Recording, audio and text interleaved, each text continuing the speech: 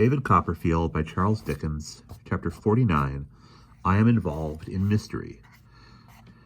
I received one morning by the post the following letter, dated Canterbury and addressed to me at Doctors' Commons, which I read with some surprise. My dear sir, circumstances beyond my individual control have, for a considerable lapse of time, effected a severance of that immediacy which, in the limited opportunities conceded to me in the midst of my professional duties, has ever afforded me, as it ever must continue to afford, gratifying emotions of no common description. This fact, my dear sir, combined with the distinguished elevation to which your talents have raised you, deters me from presuming to aspire to the liberty of addressing the companion of my youth by the familiar appellation of Copperfield. It is sufficient to know that the name to which I do myself the honor to refer will ever be treasured among the monuments of our house. I allude to the archives connected with our former lodgers presented by Mrs. Micawber, with sentiments of personal esteem amounting to affection, without more directly referring to any latent ability that may possibly exist on my part of wielding the thunderbolt, or directing the devouring and avenging flame of any quarter. I may be permitted to observe in passing that my brightest visions are forever dispelled, that my peace is shattered, and my power of enjoyment destroyed, that my heart is no longer in the right place, and that I no more walk erect before my fellow man. The canker is in the flower, the cup is bitter to the brain. The worm is at his work, and will soon dispose of his victim, the sooner the better. But I will not digress. Placed in the mental position of peculiar painfulness beyond the assuaging reach of even Mrs. Micawber's influence, though exercised in the tripart character of woman, wife, and mother, it is my intention to fly from myself for a short period, and devote a respite of 48 hours to revisiting some metropolitan scenes of past enjoyment among other havens of domestic tranquillity and peace of mind. My feet will naturally tend toward the King's Bench prison, in stating that I shall be, D.V., on the outside of such wall of that place of incarceration on civil process, the day after tomorrow, at 7 in the evening precisely. My object in this epistolary communication is accomplished. I do not feel warranted in soliciting my former friend, Mr. Copperfield, or my former friend, Mr. Thomas Traddles, of the Inner Temple, if that gentleman is still existent and forthcoming to descend to meet me, and renew, so far as may be, our past relations of the olden time. I confine myself to throwing out the observation that, at the hour and place I have indicated, I may be found such ruined vestiges as yet remain of a fallen tower, Wilkins Micawber. P.S. It may be advisable to superadd the above the statement that Mrs. Micawber is not in confidential possession of my intentions. I read the letter over several times, making due allowance for Mr. Micawber's lofty style of composition, and for the extraordinary relish in which he sat down and wrote long letters on all possible and impossible occasions. I still believed that something important lay hidden at the bottom of this roundabout communication. Traddles and I held a long conference and launched into a number of speculations, which I need not repeat. We took my aunt into our consuls in the afternoon, but our only decided conclusion was that we would be very punctual in keeping Mr. Micawber's appointment. Although we appeared at the stipulated place a quarter of an hour before the time, we found Mr. Micawber already there.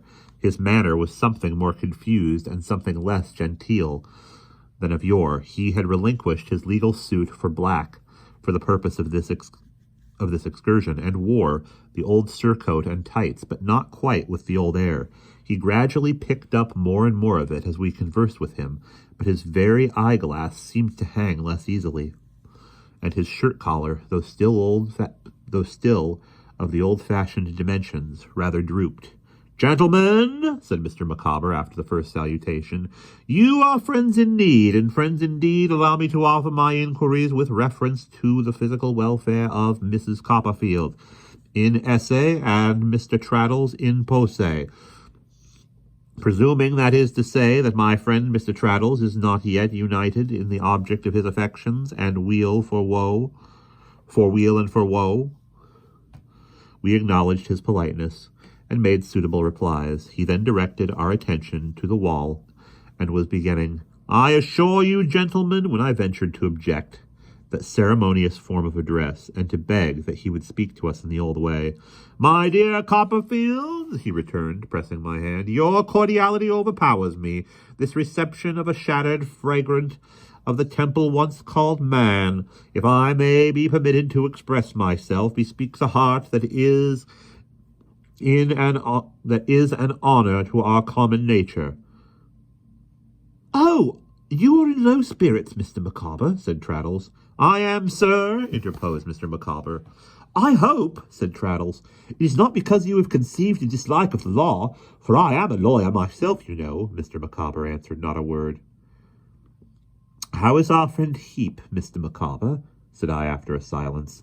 "My dear Copperfield," returned Mr. Micawber, bursting into a state of much excitement and turning pale, "if you ask after my employer as your friend, I am sorry for it. If you ask after him as my friend, I sardonically smile at it. In whatever capacity you ask after my employer, I beg, without offence to you, to limit my reply to this, that whatever his state of health may be, his appearance is foxy, not to say diabolical." I expressed my regret for having innocently touched upon a theme that roused him so much.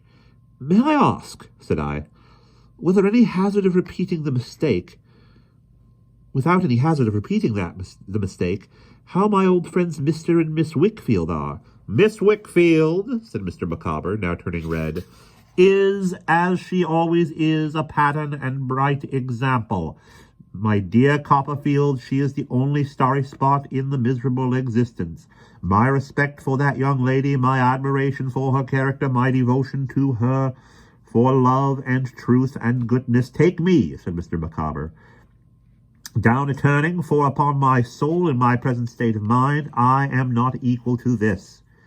We wheeled him off into a narrow street, where he took out his pocket-handkerchief and stood with his back to a wall. We stood by until he put up his pocket-handkerchief, pulled out his shirt-collar, and, to delude any person in the neighborhood who might have been observing him, hummed a tune, with his hat very much on one side. I then mentioned, not knowing what might be lost if we lost sight of him yet, that it would give me great pleasure to introduce him to my aunt, if he would ride out to Highgate, where a bed was at his service. "You shall make us a glass of your own punch, Mr. Micawber," said I, "and forget whatever you have on your mind, in pleasanter reminiscences. Or, if confiding anything to friends will be more likely to revive you, you shall impart it on us, Mr. Micawber," said Traddles prudently. "Gentlemen," returned Mr. Micawber, "do with me as you will. I am a straw upon the surface of the deep, and am tossed in all directions by the elephants. I beg your pardon. I should have said the elements." We went to my aunt's rather than to mine, because of Dora's not being well. My aunt presented herself on being sent for, and welcomed Mr. Micawber with gracious cordiality.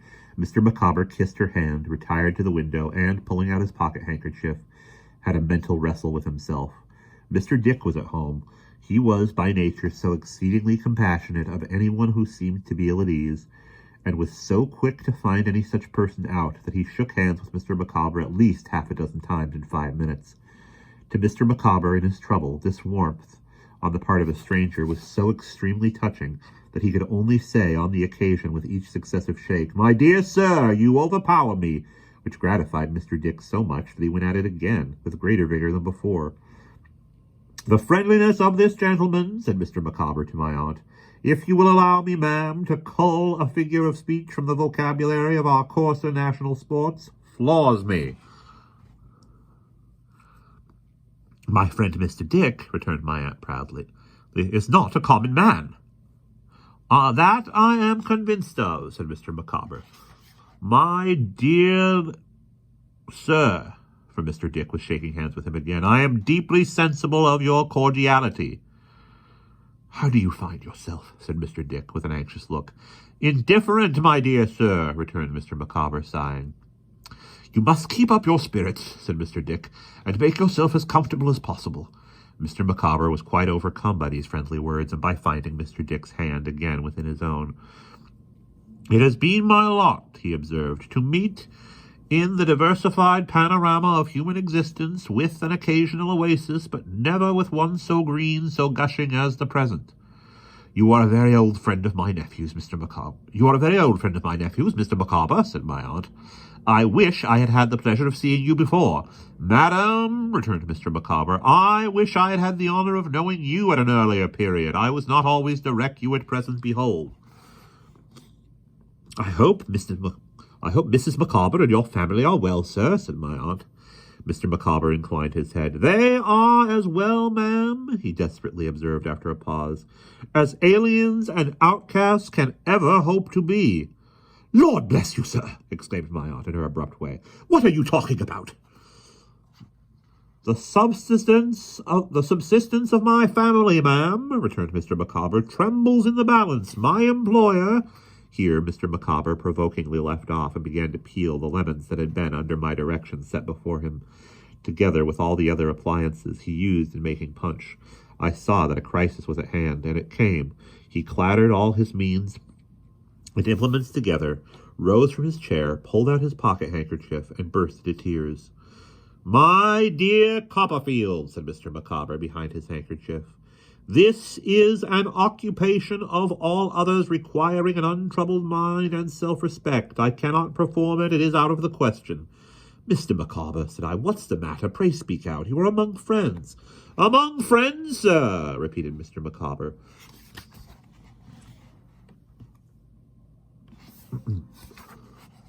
And all he had reserved came breaking out of him. Good heavens! It is principally because I am among friends that my state of mind is what it is. What is the matter, gentlemen? What is not the matter? Villainy is the matter. Baseness is the matter. Deception, fraud, and conspiracy are the matter. And the name of the whole atrocious mass is Heap.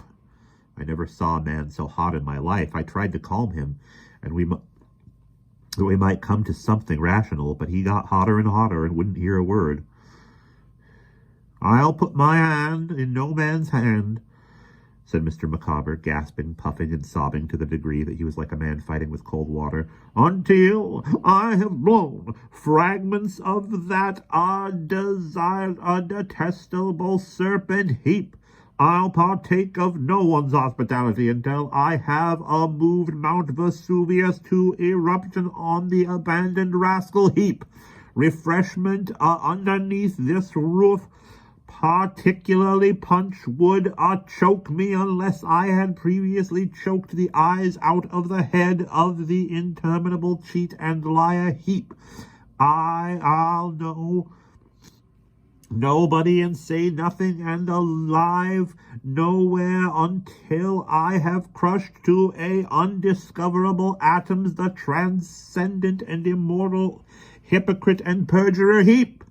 He sank into a chair, steaming, and looked at us, with every possible color in his face that had no business there, an endless procession of lumps following one another in hot haste up his throat, whence they seemed to shoot into his forehead. I would have gone to his assistance, but he waved me off. He wouldn't hear a word. No, Copperfield. No communication, until Miss Wickfield. A redress from wrongs inflicted by consummate scoundrel Heap. I am quite convinced he could not have uttered these words, but for the amazing energy with which the word inspired him when he felt it coming.